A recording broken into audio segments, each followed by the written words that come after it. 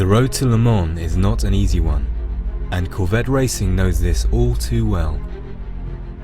We've just at this moment come back from a race in Laguna Seca, and we have 2 days to prepare and ship 14 tons worth of equipment to Le Mans.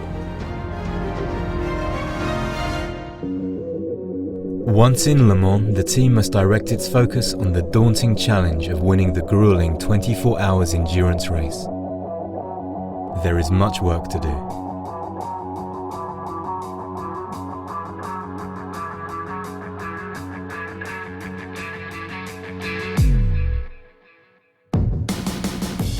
After a rigorous 2-day battle of qualifying, Corvette takes the 2 and 3 spot in the pole position behind the Risi Ferrari. The top 3 cars must now take their cars to inspection for race day. Right now it looks like the Ferrari, their wing was not to the specs. It was a little bit smaller than the specs, and they've been put to the back of the grid, so Oliver is on the pole, and the 63 car has moved up to second, so we have the front row. It's really exciting for Corvette. Race day. This year is a little more special at Le Mans. Not only does it mark the new era in Corvette racing in the GT2 class, but also marks the 50th anniversary since the first Corvettes raced at Le Mans. Driver John Fitch is reunited with his number 3 Corvette, which won its class and took 8th overall in 1960. Fitch leads 50 Corvettes in one more historic lap on race day to commemorate Corvette's 50th anniversary.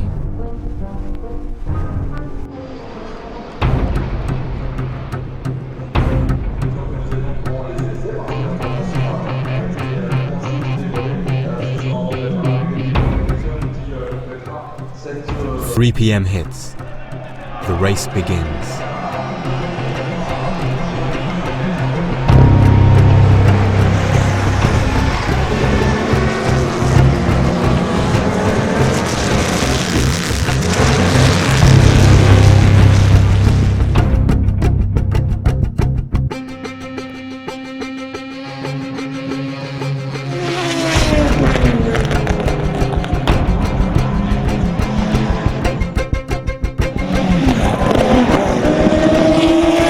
One of the special things that Michelin does to make these tires ready to go on the track is to put them in the oven. We cook the tires a bit.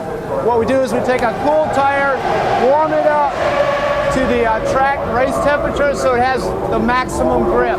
That way the guys can go fast, real fast, right when they start out of the pit. The oven is important both to keep the rubber up to operating temperature as well as the pressure. This way the tires are nice and hard so the driver has a good connectivity to the road. There you go. The Corvettes hold their 1 and 2 positions for the first quarter of the race.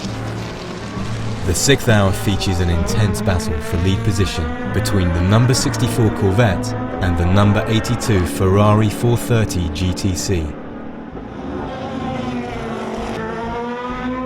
And then, the number 82 Ferrari has a problem. Okay, so I was racing the Ferrari for about 15 laps or so, hard, close together, really fighting, battling backwards and forwards. And then we came through Indianapolis, and he dropped a wheel off, and sparks from the bottom of the car, and then he missed a gear. And then we went into Arnage, and as he accelerated out of there, he went up through the gears, and he was trying to get some gears. I could see the exhaust pipe flashing. And then I got alongside him, and then he missed another gear, and then I was by him. Night falls, and the team settles in for the long night of racing.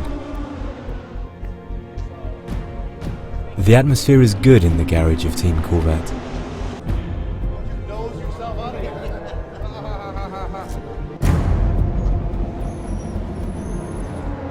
The Corvettes continue to run strong, holding the top 2 GT2 spots.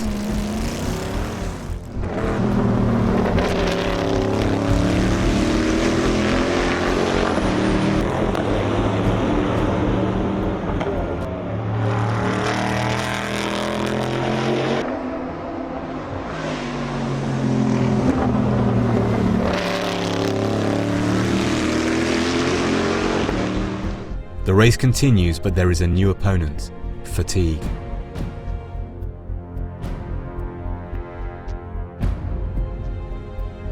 the sun begins to rise, things look bright for Corvette racing. But in an instant, that changes. On the 3-car, we were running pretty good. We got in the gravel trap with Johnny and got pulled out fairly quick. We lost a lap to the 4-car, and we had about a half a lap lead over the Porsche behind us. And out of the blue, the engine broke. Garcia was driving it, running fine, no problems, and the engine had a problem, and that ended our day.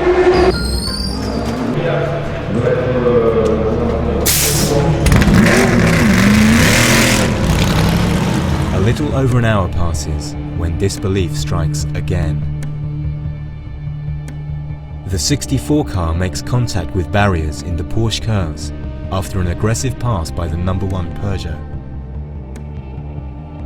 It shows the strength of the car as Emmanuel Collard nurses the car back to the pits, where the Corvette racing crew descends upon the carnage, replacing bodywork and chassis components in what looks like a synchronized ballet of chaos.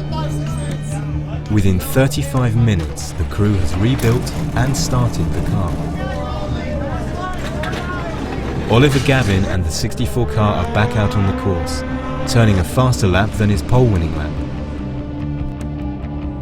But this day would not be the day for Corvette racing.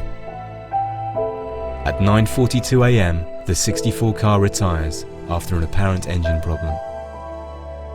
The crew descended upon that car, which normally would have just been parked, and in a matter of slightly over 30 minutes, completely rebuilt that automobile.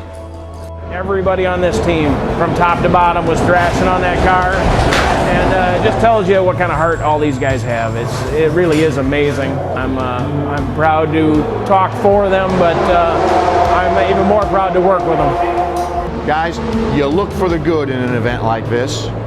Le Mans makes you smarter, it makes you stronger, it makes you more dedicated, and it fuels your passion. And I can assure you, going home, we're thinking of all the things we need to do to be better, because we're coming back next year, and we're going to show them what Corvette racing is all about.